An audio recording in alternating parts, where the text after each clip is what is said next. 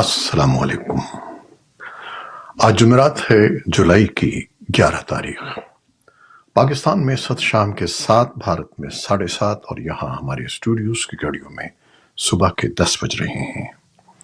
Voice of America Washington کی Urdu service سے میں ہوں خالد حمید، خبروں کے ایک بلیٹن کے ساتھ۔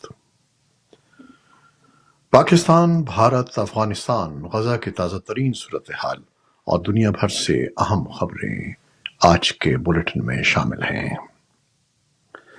پاکستان کے chairman joint chiefs of staff committee general Sahir Shamshad Mirza نے روس کے سرکاری دورے کے دوران روس کی اعلیٰ عسکری قیادت سے ملاقاتیں کی ہیں۔ ISPR کے مطابق جنرل ساحر شمشاد مرزا نے نائب وزیر دفاع کرنل جنرل الیگزینڈر فومین، روسی فیڈریشن کی سلامتی کونسل کے ڈپٹی سیکریٹری الیگزینڈر روڈنکٹوف اور روسی فیڈریشن کی مسلح افواج کے chief of general staff colonel general SY Strakov سے ملاقاتیں کی ہیں۔ فریقین نے باہمی دلچسپی کے شعبوں بشمول دوطرفہ ملٹری ٹو ملٹری تکنیکی تعاون، علاقائی سلامتی کی صورتحال اور انسداد دہشت گردی پر بات چیت کی اور دوطرفہ عسکری تعلقات کو مضبوط بنانے میں دلچسپی کا اظہار کیا۔ بھارت کے وزیر اعظم نریندر مودی نے اپنے آسٹریا کے دورے میں بدھ کو ویانا میں چانسلر کارل نیمر کے ساتھ بات چیت کی۔ وہ ماسکو کے دورے کے بعد یہاں پہنچے تھے۔ پچھلے 41 سال میں کسی بھارتی وزیر اعظم کا آسٹریا کا یہ پہلا دورہ ہے۔ انہوں نے کہا کہ بھارت یوکرین میں امن قائم کرنے کی کوششوں کی حمایت کرتا ہے۔ نیمر نے کہا کہ آسٹریا کے لیے یوکرین پر بھارت کے موقف کو سمجھنا ضروری ہے اور یہ ایک اہم اشارہ ہے کہ بھارت نے سوئٹزرلینڈ میں حال ہی میں ہونے والی امن سمٹ میں حصہ لیا۔ نیمر نے کہا کہ آسٹریا یوکرین کے لیے امن اقدامات کو آگے بڑھانے میں ثالث کا کردار ادا کرے گا۔ یوکرین کے صدر ولادیمیر زیلنسکی نے ہفتے کے شروع میں پوٹن کو گلے لگانے والی مودی کی تصویر پر تنقید کرتے ہوئے اسے امن کے لیے تباہ کن دھچکا قرار دیا، جبکہ وزیر اعظم نریندر مودی نے روسی صدر ولادیمیر پوٹن سے ملاقات کے موقع پر ان سے کہا کہ جنگ کسی مسئلے کا حل نہیں ہے اور بموں، بندوقوں اور گولیوں کے درمیان امن مذاکرات کامیاب نہیں ہو سکتے۔ پاکستان نے قانونی طور پر مقیم 14 لاکھ سے زائد افغان مہاجرین کے قیام کی مدت میں 1 سال کی توسیع کر دی ہے۔ بدھ کو وفاقی کابینہ کے اجلاس میں proof of registration POR card رکھنے والے 14,50,000 مہاجرین کے کارڈز کی مدت میں 30 جون سن 2025 تک توسیع کرنے کی منظوری دی گئی۔ یہ منظوری ایک ایسے وقت میں دی گئی ہے جب منگل کو اقوام متحدہ کے ہائی کمشنر برائے مہاجرین فلیپو گرینڈی نے پاکستان کے 3 روزہ دورے کے آخری مرحلے میں وزیر اعظم شہباز شریف سے ملاقات کی۔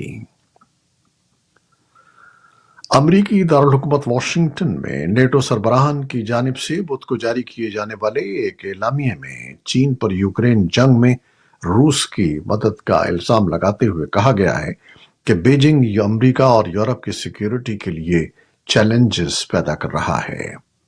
اعلامیے میں چین سے مطالبہ کیا گیا کہ وہ روس کو ہر قسم کی سیاسی اور دفاعی امداد بند کر دے۔ اس میں کہا گیا کہ چین اپنی لامحدود شراکت داری اور روس کی دفاعی صنعت کے لیے بڑے پیمانے پر امداد کے ذریعے یوکرین کے خلاف روس کی جنگ میں ایک فیصلہ کن سہولت کار بن گیا ہے۔ اتحاد نے اعلامیے میں کہا کہ حالیہ تاریخ میں یورپ میں جاری سب سے بڑی جنگ میں معاونت کرنے کا چین کے مفادات اور ساکھ پر منفی اثر ہوگا۔ چین نے اپنے رد عمل میں جمعرات کو نیٹو کو مورد الزام ٹھہرایا اور اتحاد سے کہا کہ وہ ایشیا میں افراتفری پیدا نہ کرے۔ وزارت خارجہ کے ترجمان کے اس بیان سے قبل گزشتہ روز نیٹو کی جانب سے چین کو یوکرین کے خلاف روس کی جنگ کا فیصلہ کن عنصر قرار دینے کے ایک دن بعد آیا ہے۔ روسی خبر رساں ایجنسیوں نے کرملن کے ترجمان دمتری پیسکوف کے حوالے سے جمعرات کو بتایا کہ روس نیٹو کی جانب سے انتہائی سنگین خطرے کو روکنے کے لیے جوابی اقدامات کی منصوبہ بندی کر رہا ہے۔ پیسکوف نے یہ بھی کہا کہ مغربی فوجی اتحاد جو اس ہفتے واشنگٹن میں ایک سربراہی اجلاس منعقد کر رہا ہے اب یوکرین کے تنازع میں مکمل طور پر ملوث ہے۔ اور یوکرین کے صدر ولادیمیر زیلنسکی نیٹو سربراہی اجلاس کے لیے واشنگٹن میں ہیں اور آج جمعرات کو صدر جو بائیڈن سے اجلاس سے ہٹ کر ملاقات کر رہے ہیں۔ زیلنسکی نے بدھ کے روز واشنگٹن میں کیپٹل ہل کا دورہ کیا اور ایوان کے اسپیکر مائک جانسن سمیت کانگریسی رہنماؤں سے ملاقات کی۔ زیلنسکی نے سینٹ کے رہنماؤں سے بھی ملاقات کی۔ اسرائیلی فوج نے جمعرات کو کہا کہ اس کے فوجیوں نے وسطی غزہ میں اقوام متحدہ کی ریلیف اینڈ ورکس ایجنسی کے ہیڈ کوارٹر میں مداخلت کرنے والے دہشت گردوں کے خلاف آپریشنل سرگرمیاں جاری رکھی ہوئی ہیں۔ ان سرگرمیوں میں ایسے وقت میں تیزی آئی ہے جب امریکی، مصری اور قطری ثالثوں نے قطری دارالحکومت دوحہ میں اسرائیلی حکام سے ملاقات کی ہے، جس میں جنگ بندی کے معاہدے کے لیے بات چیت کی جا رہی ہے۔ امریکہ غزہ میں جنگ بندی پر جاری مذاکرات کے بارے میں سمجھتا ہے کہ اختلافات کو کم کیا جا سکتا ہے۔ وائٹ ہاؤس کے قومی سلامتی کے ترجمان جان کربی نے نشریاتی ادارے CNN کو انٹرویو میں بتایا کہ امریکہ محتاط انداز میں پر امید ہے کہ بین الاقوامی ثالثوں کی مدد سے جاری بات چیت اچھی سمت میں جا رہی ہے۔ انہوں نے کہا کہ مشرق وسطی کے لیے امریکی ایلچی اور CIA کے ڈائریکٹر فریقین میں خلیج کم کرنے کی کوشش کر رہے ہیں۔ اسرائیلی فوج نے غزہ شہر کے لوگوں کو پھر سے نقل مکانی کا حکم دیتے ہوئے انہیں پٹی کے مرکزی اور جنوبی حصے میں جانے کا حکم دیا ہے۔ اس خطے میں گزشتہ 48 گھنٹوں میں متعدد فلسطینیوں کی اموات کی خبریں آئی ہیں۔ فوج نے پمفلٹس کے ذریعے لوگوں کو مطلع کیا ہے کہ وہ کون سے محفوظ راستہ اختیار کر سکتے ہیں۔ اس تازہ ترین نقل مکانی کے حکم کے رد عمل میں اقوام متحدہ نے کہا ہے کہ اس سے فلسطینی لوگوں کی بڑے پیمانے پر تکالیف میں اضافہ ہوگا۔ تائیوان کی وزارت دفاع نے جمعرات کو کہا کہ اس نے 24 گھنٹے کے دوران جزیرے کے ارد گرد 66 چینی فوجی طیاروں کا پتہ لگایا ہے، جو اس سال کی ریکارڈ تعداد ہے۔ ایک روز پہلے بتایا گیا تھا کہ بیجنگ قریبی سمندر میں مشقیں کر رہا ہے۔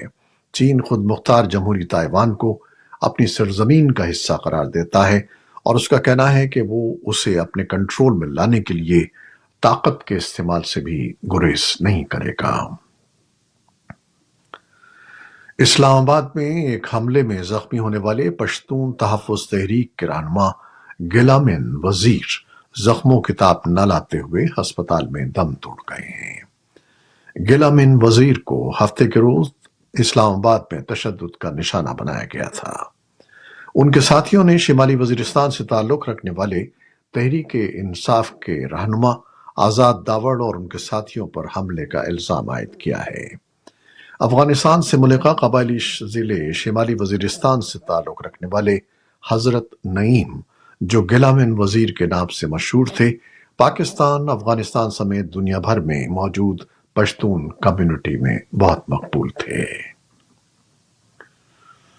آج دنیا بھر میں آبادی کا عالمی دن منایا جا رہا ہے۔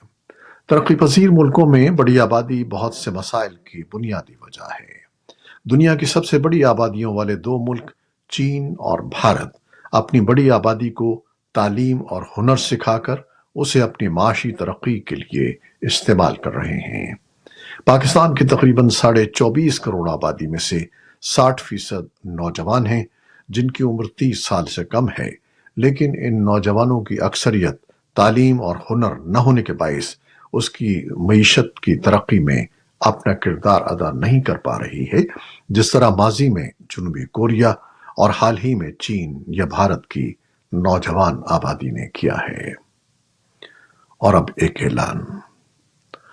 Voice of America WhatsApp channel پر بھی دیکھا جا سکتا ہے۔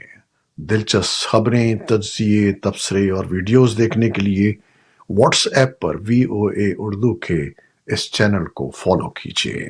چینل کا لنک ہمارے فیس بک پیج پر موجود ہے۔ یہ تھی وہ خبریں جو فیس بک لائیو پر ہم نے آپ کے لیے پیش کی۔